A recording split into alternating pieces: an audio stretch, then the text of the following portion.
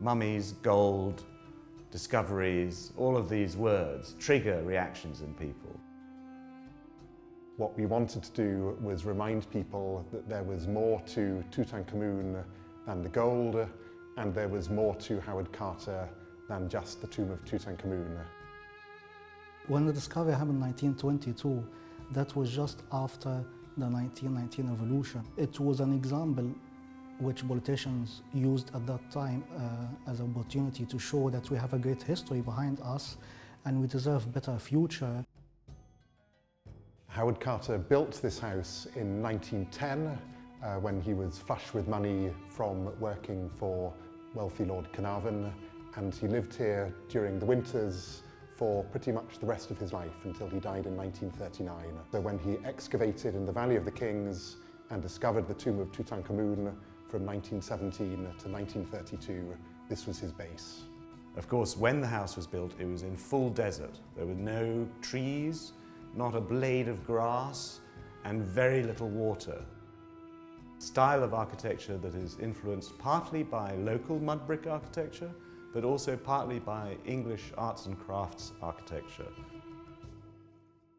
I conceived this project about 2 years ago in anticipation of the centenary of the discovery of Tutankhamun's tomb, principally to conserve the building because it's made of mud bricks and there was a lot of extraneous water in the immediate environment of the building which was damaging to the building. So part of the solution to that problem was to push the area of grass and of greenery slightly further away from the house and to introduce drainage points where any surplus water from the surface could be removed. We brought Egypt into the occasion. Before it was all like just small panels about Carter, Lord Carnarvon, and that's it. But we were trying to introduce more information to educate people about the history of the discovery itself. An interesting challenge was the research that was required in order to create the period feel of the house.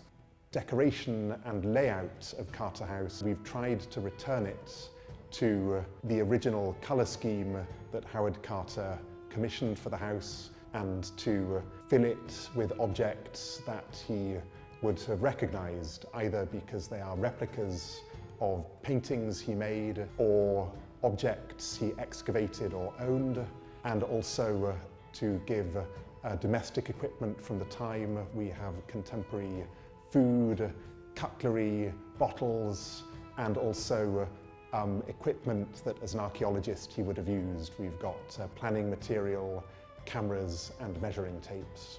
One of the things we took trouble to do was to source good images of pictures Howard Carter painted, the studio where I'm sitting now.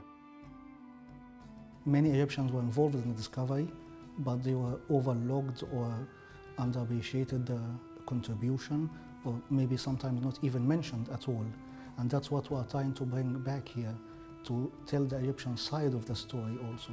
We will be providing information in a variety of ways here. Not only written information, but information that's available through your telephone. So we are increasing the platform, if you like, for the dispersal of information. I'm proud of the fact that it's happened at all, and for that I'm very grateful to one or two very generous donors who have started this ball rolling, and we're excited about the project. Well, I'm proud to be part of the history being in the making, because even though the house itself is historical, but what we're doing now also is historical. After another 100 years, someone will come to document what happened here and what we did here. And I'm proud to be part of this.